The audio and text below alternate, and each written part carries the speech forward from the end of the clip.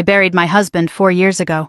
I watched the flag being folded, felt the weight of it in my hands, heard the 21-gun salute ring out over a cold Virginia hillside.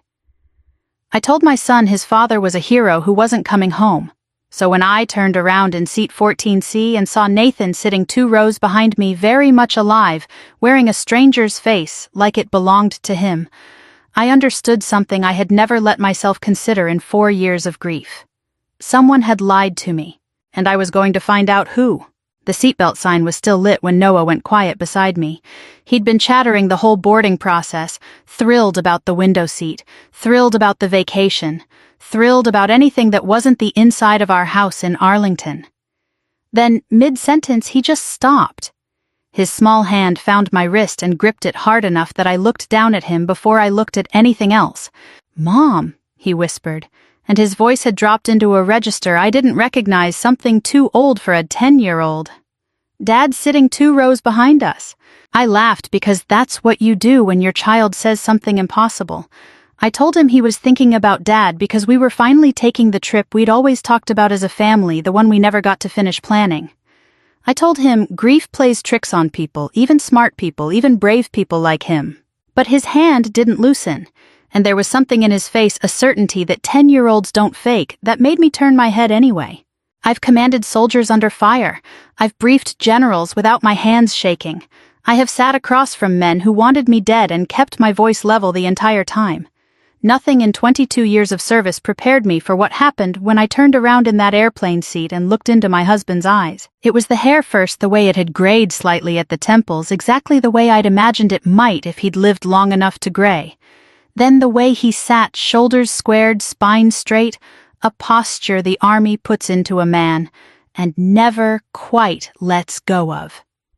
Then his watch, the one his father gave him, the one I specifically remembered the funeral home returning to me, in a small velvet box because it hadn't survived the water with him. Then the ring.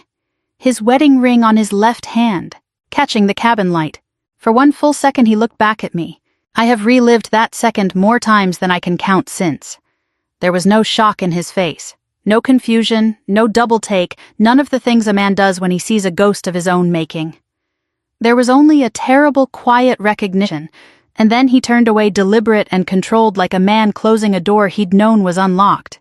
I didn't sleep for the rest of that flight. I didn't hear the safety briefing, didn't taste the coffee the flight attendant handed me, didn't feel the plane descend until the wheels hit the runway and jolted me back into my body. Noah held my hand the entire time and didn't ask me a single question, which somehow frightened me more than if he had. When we landed, I made myself walk slowly through the jet bridge, made myself keep my breathing even the way I'd trained recruits to do under stress. I caught one more glimpse of him near baggage claim. He wasn't alone. A woman walked beside, younger, dark-haired, her hand resting on his arm, with the easy familiarity of someone who had done it 1,000 times before. She said something, and he laughed, actually laughed, a sound I used to know better than my own heartbeat. And then they were gone, swallowed by the crowd like they'd never been there at all. I stood there with my son's hand in mine, and my dead husband's laugh still hanging in the air, and I made a decision that would define everything that came after. I would not chase him through an airport. I would not scream his name in front of strangers and give him the chance to vanish again before I understood anything. 4 years ago, the Army taught me that the worst mistake in an ambush is to react before you assess, so I would assess. I would gather everything I could before I let him know how much I already knew. Noah didn't speak much on the shuttle to the resort. He kept his eyes on the window watching palm trees blur past, and I kept my eyes on the aisle watching for a face I now knew was a lie. My mind was already working through it with the cold clarity I used to reserve for operations planning. Someone had helped him disappear.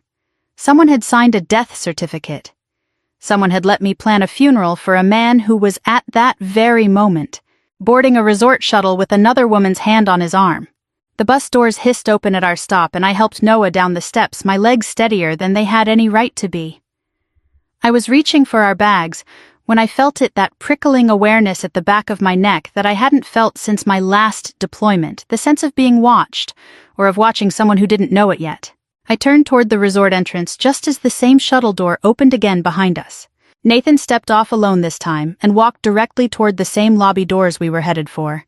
I have spent my career reading people who don't want to be read, insurgent commanders, foreign attachés lying through polite smiles, men who could hold a rifle steady while lying to my face. So when Nathan walked past me in that lobby without so much as a flicker of recognition, I understood immediately that this was not a man caught off guard. This was a man executing a plan. I didn't follow him directly. I checked Noah into our room. First, told him to order room service and watch whatever he wanted, and made sure the deadbolt was thrown before I left. Some instinct, the same one that used to tell me when a convoy route felt wrong, told me my son needed to be behind a locked door while I did what came next. The front desk was easy enough. I've spent 2 decades extracting information from people who had far more reason to withhold it than an 18-year-old resort clerk with a name tag that said Brianna. I told her I thought I recognized an old friend, described him, asked which room he might be in, so I could leave a surprise note. She checked the system without much hesitation. Room 412, registered to a Daniel Carter. I stood there in the lobby with that name sitting like a stone in my chest. Not Nathan Scott? Not even close to Nathan Scott. A completely different identity, one clean enough to check into a resort without a second glance from anyone. This wasn't a man hiding from me by accident. This was a man who had built an entire second life brick by brick with enough care that it had survived 4 years without cracking. I went back to the room, waited until Noah was asleep, and called Michael Turner. Michael had been our family's attorney for almost 15 years. He'd sat beside me at the funeral. He'd handled the life insurance payout, the survivor benefits, the trust fund for Noah's education. When I told him what I'd seen, there was a silence on the line so long I thought the call had dropped. "Kimberly," he finally said, and his voice had lost every trace of its usual courtroom polish. "Are you certain?" I told him about the watch, the ring, the name on the resort registry. I could hear him breathing on the other end, and when he spoke again, his voice was low and careful in a way I'd never heard from him before. "If Nathan is alive," he said, "everything we filed was fraud. The death certificate, the insurance claim, the trust distribution. Do you understand what that means legally for you, for Noah?" I understood better than he thought. If my husband had faked his own death, I hadn't just buried a man who wasn't dead. I had unknowingly built a criminal case against myself with every form I'd signed in good faith, every check I'd deposited, believing it was compensation for a genuine loss. Michael's instructions were direct. Do not approach him. Do not confront him. Do not let him know how much I'd already pieced together. He needed time to quietly determine what we were actually dealing with before I did anything that couldn't be undone. I agreed mostly because some cold, disciplined part of my brain agreed with him, even as every other part of me wanted to pound on the door of room 412, until someone answered for 4 years of grief that apparently hadn't been necessary at all. I didn't sleep that night either. Somewhere around 1 a.m, I gave up trying and stepped out onto the balcony, needing air, needing the ocean noise to drown out my own thoughts. The resort grounds were quiet below strings of lantern lights swaying gently over the pool deck, palm fronds ticking against each other in a light breeze. That's when I heard his voice. It came from somewhere near the garden path beneath my balcony, low and unmistakable, a voice I had heard whisper apologies and promises and bedtime stories to our son for 7 years of marriage. I couldn't make out the words, only the cadence, the particular way he always dropped his volume at the end of a sentence like he was letting you in on a secret. I gripped the railing and looked down. He was standing near the hedges, phone pressed to his ear, and even in the dim light I could see the tension in his shoulders, the way he kept glancing over them like a man checking his six. Then, as if he'd felt my eyes on him, the way I used to feel a sniper's scope find me in training exercises, he looked straight up. Neither of us moved. The distance between the balcony and the garden couldn't have been more than 30 feet, but it felt like the entire 4 years stretched between us. In that gap, every unanswered question, every night, I'd cried into a pillow so Noah wouldn't hear every time I'd told him his father died a hero. I waited for something, shame, an apology mouthed silently up at me, anything. What I got instead was almost worse. He simply held my gaze for 3 or 4 seconds, his expression unreadable in the low light, and then he turned and walked back into the hotel without a single word, without a single gesture, like a man closing a file he'd already decided was finished. I stood on that balcony long after he disappeared, the ocean air doing nothing to cool the anger building in my chest, and one thought settled over me with absolute clarity, colder than anything I'd felt since the day they told me he was gone. He hadn't looked surprised to see me at all, which meant somehow, someway Nathan had known I would be here. Sleep never came that night, so I did what I've always done when sleep abandons me before an operation. I got up, made coffee I didn't taste, and started working the problem the way the army trained me to work any problem. Observe first, react later. Nathan had built a life sturdy enough to survive 4 years of scrutiny from an insurance company, a life insurance underwriter, and an 8-year-old boy's grief. A life like that doesn't crack, because a woman glares at it from a balcony. I needed more than a name and a face. I needed proof solid enough that no one could tell me I'd imagined the whole thing. I left Noah with the kids' club at the resort the next morning, a decision that cost me more than I let on to the counselor who checked him in. He didn't want to go. He kept asking when we could talk about what he'd seen on the plane, and I kept telling him soon, baby, soon, in a voice I hoped sounded steadier than I felt. Then I found a bench with a clear line of sight to the lobby entrance, and I waited the way I used to wait outside compounds we weren't cleared to enter yet, patient and invisible. Nathan came down around 10 alone, dressed like a man with nowhere urgent to be, and something in me recognized the tells immediately, even though 4 years had passed. He chose a table with his back to the wall. He scanned the restaurant twice before sitting. He kept his phone face down and checked the exits more than a man on vacation ever should. This wasn't relaxation. This was a man who had spent 4 years staying alive by never fully trusting a room. I followed him at a distance for 2 days, the kind of quiet surveillance that used to be second nature to me on deployment, except this time the target was the man I'd married at 26 in a small chapel in Georgia, with his mother crying in the front pew. On the second afternoon, he met someone. An older man, silver-haired, expensive, watched the kind of understated wealth that never needs to announce itself. They sat at a corner table away from the pool crowd, and I watched Nathan slide an envelope across the table with the practiced discretion of a man who'd done this before. I couldn't get close enough to hear everything, but I got close enough. My phone was already recording in my pocket, the microphone angled toward their table as I pretended to read on a lounge chair 20 feet away. Fragments came through when the wind cooperated. Account, documents, don't let her find out. That last phrase landed in my chest like shrapnel because I understood immediately who her was. I sent the recording to Michael that night along with everything else I'd gathered, and by the next morning he called with information that turned my suspicion into something far heavier. Using contacts, he wouldn't fully explain to me. Michael confirmed that Daniel Carter wasn't just a hotel registration name. It was a fully documented identity. New passport, new driver's license, new social security number functioning, filed real enough to pass any check a government database could run. He didn't just disappear, Kimberly, Michael said, and I could hear something close to horror in his voice. A lawyer's horror, the kind that comes from realizing exactly how deep a case goes. Somebody built this for him. This isn't a man who panicked and ran.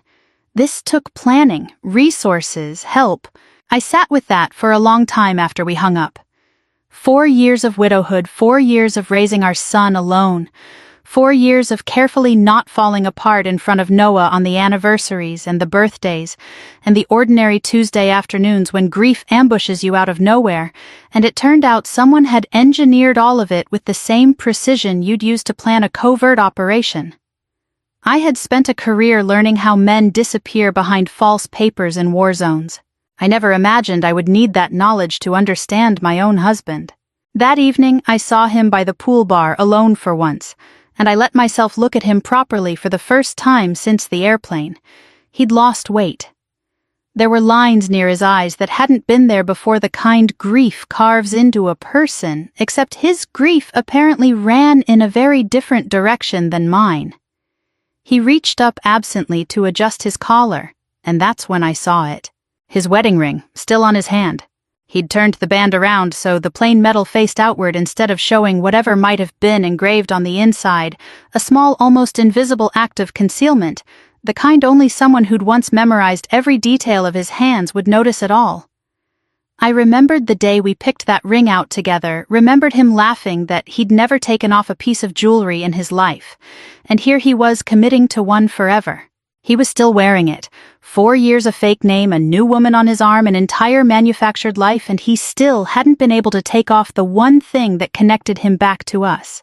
I didn't know yet whether that meant something or nothing, but I filed it away the way I filed away every other piece of this puzzle, and I promised myself I would find out exactly what kind of man could build 2 entire lives, and still not be able to let go of the first one completely. I told myself getting close to Laura was strategy, not cruelty. I needed to understand what she knew, how deep this lie went, whether she was complicit or just another casualty of Nathan's careful architecture. I found her by the pool the next afternoon reading alone while Nathan was off doing whatever it was he did with his mornings now, and I sat 2 chairs away with a magazine I never opened. She was easy to talk to, which somehow made everything worse. Warm, quick to laugh, the kind of open, unguarded kindness that made it obvious within minutes she had no idea what she was actually part of. We talked about nothing at first: sunscreen and the resort's breakfast buffet and how humid the afternoons got, and then the way conversations do when 2 women let their guard down near water, it drifted somewhere more personal. She mentioned Daniel. Told me they'd been together almost 3 years, that he ran some kind of consulting business, that he traveled more than she'd like, but always came home. I asked as gently as I could manage while my pulse hammered in my ears whether he'd been married before. He was, she said, her voice softening with what looked like genuine sympathy for a story she believed completely. His wife passed away. Some kind of accident, I think. He doesn't talk about it much. No kids, though. I think that's part of why it hit him so hard, nobody left to hold on to but himself. I kept my face perfectly still, a skill I'd built over 22 years of briefings where showing the wrong emotion at the wrong moment could cost lives. Inside, something in my chest cracked clean in half. He hadn't just erased his death. He'd erased his son. Erased me. Erased 7 years of a marriage and 10 years of a little boy's entire existence, folded it up and tucked it away like it had never happened. So cleanly that the woman sitting across from him every night believed she was comforting a childless widower instead of a man who had abandoned a family that was very much alive. I excused myself before she could see my face change, and I found somewhere private to stand and breathe until the shaking stopped. That evening, Nathan found me on the path back to our room, stepping out from the shadow of the garden wall like he'd been waiting there. Noah's small hand was in mine, and I felt his fingers tighten the instant he saw who was standing in front of us. "Please," Nathan said, and his voice cracked in a way I hadn't heard since the day his own father died. "Not here." I didn't answer him. I couldn't have, not with Noah standing right beside me, not with 4 years of rehearsed anger suddenly jammed in my throat with nowhere to go. Nathan looked at Noah, then really looked at him, and something moved across his face that I hadn't expected to see, something that looked almost like it might break him in half right there on the garden path. Noah looked back at his father with an expression I will never forget as long as I live. Not fear, not confusion. Something closer to grief, fresh and immediate, like he was watching someone die a second time in front of him. Neither of them moved. Neither of them spoke. It was as if some invisible line had been drawn on the pavement between them, and both of them understood instinctively that crossing it would break something that couldn't be put back together in a hallway at 9 o'clock at night. Nathan broke first. He turned and walked away without another word. His shoulders hunched in a way I'd never seen on him before, not even at his own father's funeral. Noah held it together until we got back to our room. Then the second the door clicked shut behind us, he came apart, entirely sobbing into my shirt with the particular violence of a child who has spent years being brave for his mother's sake and finally doesn't have to be anymore. I held him on the bathroom floor because it was the closest surface, rocking him the way I used to when he was an infant, and colic kept us both awake until dawn. "He's alive," Noah kept saying between gasping breaths like the words themselves were a wound. "He's alive, and he didn't come home.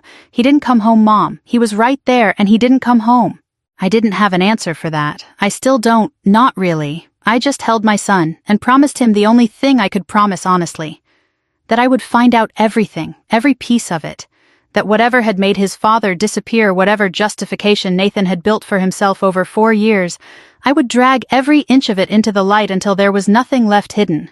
It was well past midnight before Noah finally cried himself to sleep in my arms, and I carried him to bed the way I hadn't needed to since he was 6. I stood in the doorway of our room afterward looking out at the dark resort grounds, and that's when I noticed him.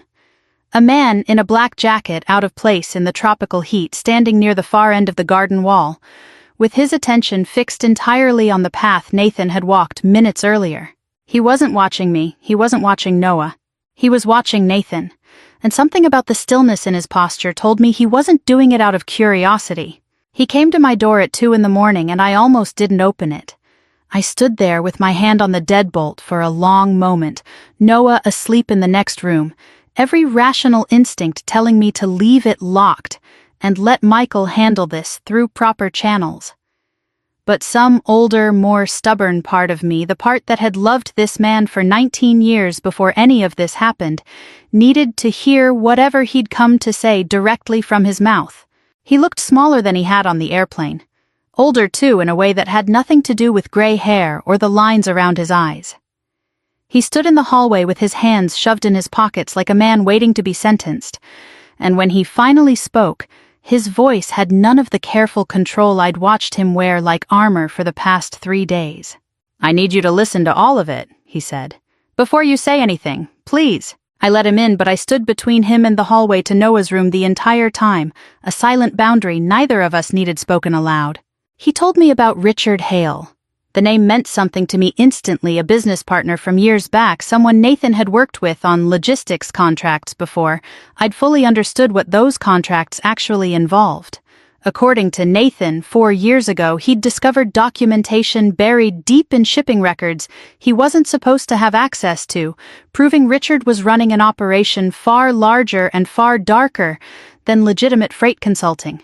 Money laundering through shell companies, smuggling routes disguised as commercial shipping, financial fraud stretching across 3 states, and Nathan believed into places with far less patience for loose ends than American courtrooms.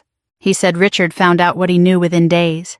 "He didn't threaten me directly," Nathan said, and his hands were shaking now, something I'd genuinely never seen from him before, not even during his worst deployments. "He didn't have to. He mentioned Noah's school by name. He mentioned your unit's rotation schedule like it was casual conversation. I understood exactly what he was telling me. I sat down because my legs stopped being reliable. I asked him why he hadn't come to me, hadn't gone to the police, hadn't done any of the 1,000 things a rational person does when threatened, instead of manufacturing his own death. "Because I did the math like a soldier," he said quietly. "Not like a husband. I thought if I disappeared completely, if there was nothing left connecting me to either of you, you'd both be safe. I thought a clean death was safer than a messy investigation that Richard could see coming from a mile away and retaliate before anyone could protect you." He told me the rest in pieces, like each sentence cost him something physical to produce. A contact from one of his old logistics jobs, someone with connections in a world I never wanted to know existed, had helped him fake the accident and disappear with new documentation. It was supposed to be temporary, he said. Weeks, maybe a couple of months, until he could quietly funnel evidence to federal investigators without exposing his own family to whatever Richard might do in retaliation. Then he said the part that made something in my chest go cold and still. Weeks turned into months, turned into a year. Every time I thought about coming back, I convinced myself it wasn't safe yet. And then I convinced myself you and Noah were better off without the danger I'd bring back into your lives. I told myself that was protecting you. I know now it was cowardice wearing protection's clothes. He reached into his jacket and set a small object on the table between us. A USB drive, unremarkable, the kind you'd buy at any drugstore. He said it contained everything. Account numbers, shell company registrations, names of people connected to Richard's network, some of whom he said occupied positions that would surprise me. I didn't touch it, not that night. I told him I didn't forgive him, that forgiveness wasn't something 4 years and one confession could purchase back, and he nodded like he'd expected exactly that answer and had no argument prepared against it. But I told him I would look at what he'd given me, because whatever else was true, if even part of his story was real, it meant our son had a right to know his father wasn't a hero who died at sea. He was a man who ran, and was now trying badly and late to stop running. He left before dawn. I sat alone in the dark with the drive in my hand for a long time before I finally called Michael. Michael flew in himself 2 days later rather than trust anything to a phone line, and he spent an entire afternoon locked in a hotel business center with a laptop and the files from that drive. When he finally came to find me, his face had the particular grayness of a lawyer who has just confirmed something he desperately hoped wouldn't be true. "It's real," he said, sitting down heavily across from me. "Kimberly, this isn't a story he made up to save himself. The shell companies exist. The transaction patterns match known laundering structures." I had a contact cross-reference 2 of the names against active federal case files. He paused, choosing his next words carefully.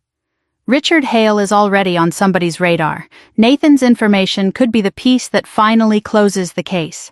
I looked out at the ocean through the hotel window, thinking about 4 years of birthdays without a father, 4 years of a little boy asking why other dads came home from deployments, and his didn't 4 years of grief that turned out to be built on a lie constructed however desperately to protect us.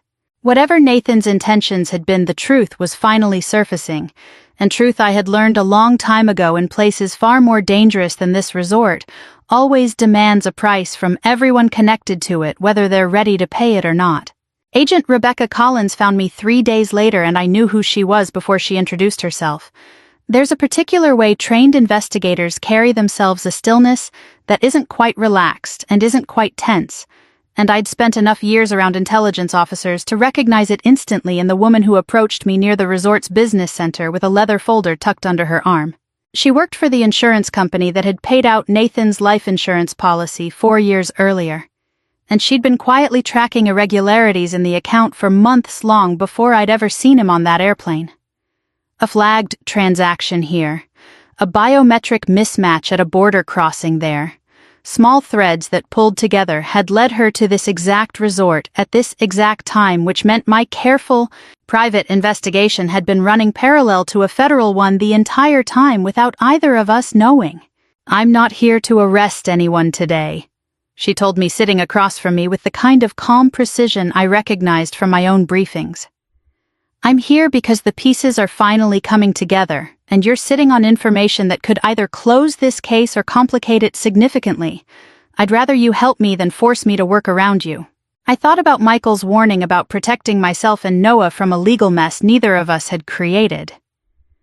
Then I thought about Richard Hale, whoever he really was, and the fact that he'd apparently been comfortable enough with violence to threaten a 10-year-old school schedule as leverage. I made my decision faster than I expected to. I gave her the drive. Everything moved quickly after that, faster than I imagined the machinery of federal investigation could move. Rebecca's team cross-referenced Nathan's documents against evidence they'd already gathered independently, and within 48 hours, agencies I hadn't even known were involved began coordinating an operation to bring Richard Hale in before he could disappear the way Nathan once had. Nathan came to me the morning they moved on Richard. He looked like a man who hadn't slept in days, which he probably hadn't. And he told me he was going to cooperate, fully testify against Richard, accept whatever came next, for the false documents and the fraud, all of it, without asking for leniency in exchange. "I'm done running," he said. "Whatever this costs me, I'm done." Richard Hale was arrested at a private airfield less than 6 hours later, apparently attempting to leave the country on a chartered flight the moment word reached him that his network was compromised. Rebecca called me that evening with details I hadn't expected to receive. "Professional courtesy," she said, given how central my cooperation had been. Federal agents had recovered records tying Richard to laundering operations spanning 3 states, financial fraud affecting dozens of unknowing investors, and enough evidence to keep prosecutors busy for months building the case. Nathan's own reckoning came more slowly, and in some ways more painfully, because it played out in front of me instead of somewhere distant and abstract. Faking his death meant fraud. The new identity meant falsified federal documents. The insurance payout I had unknowingly collected meant restitution neither of us had planned for. Michael worked for weeks alongside federal attorneys to untangle exactly what Nathan owed and to whom, a process that stripped away every trace of the tidy fiction he'd built with Daniel Carter's name.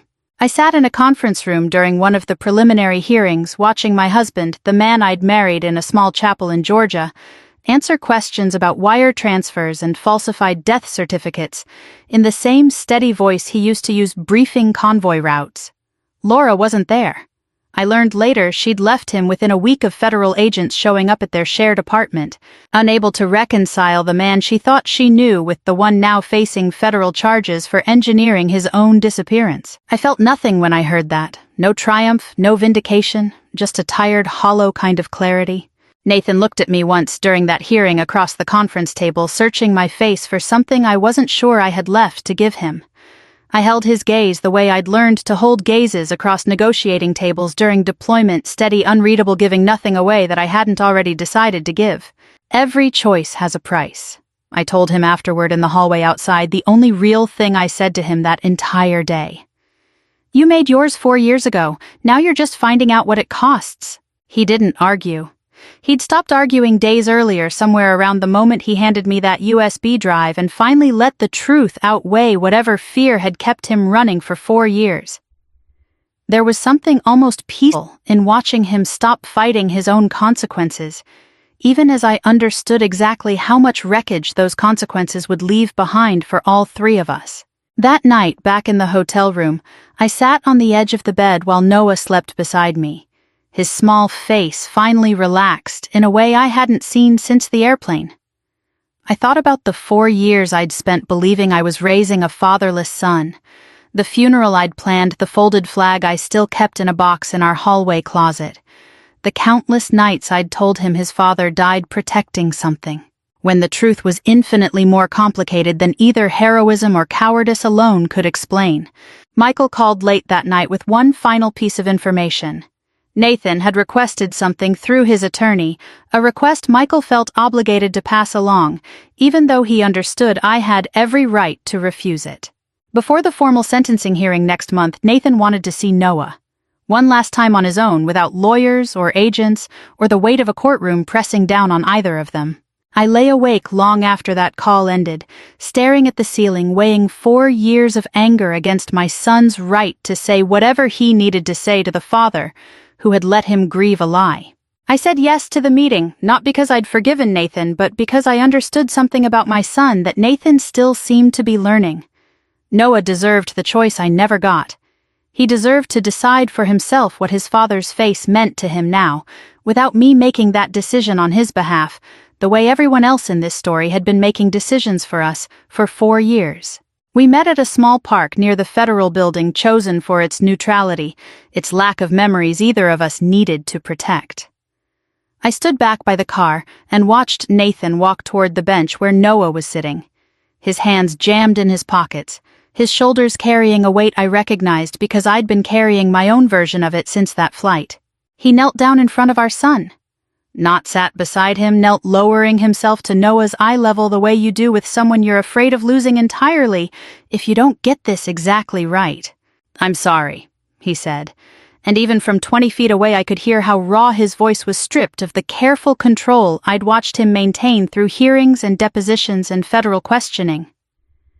"I know sorry doesn't undo any of it. I know I don't deserve for you to even be sitting here listening to me, but I need you to know I'm sorry, Noah, for all of it." Noah didn't answer right away. He sat there studying his father's face with the same unnerving stillness he'd shown on the airplane weeks earlier, like he was searching for something and hadn't yet decided if he'd found it. The silence stretched long enough that I almost stepped forward, almost intervened the way I'd spent 10 years intervening to soften every hard thing life put in front of him. Then he spoke quiet and steady in a voice that sounded older than his 10 years had any right to sound. "I already learned how to live without you." It wasn't cruel. That was the part that undid me watching from the car with my hand pressed against my mouth. There was no venom in it, no childish attempt to wound. It was simply true delivered with the plain honesty only a child can manage. And it landed on Nathan harder than any federal charge had. Nathan's composure broke completely. He didn't try to hide it, didn't turn away the way he'd learned to during 4 years of maintaining a careful, controlled fiction. He just knelt there on the grass and cried openly, while our son watched him with an expression that held equal parts grief, and something that might eventually, given years and patience, grow into forgiveness. I cried too, standing by that car, though I made sure Noah didn't see it. Some tears are for the person you're grieving, some are for the family you thought you had. I think mine that afternoon were for both at once. The sentencing came 4 weeks later. Nathan's cooperation with federal prosecutors, combined with the evidence that ultimately dismantled Richard Hale's entire operation, earned him a measure of leniency the fraud charges alone wouldn't have allowed. Probation, community service, full restitution of the insurance funds, which meant years of his life dedicated to paying back money that never should have been paid out in the first place.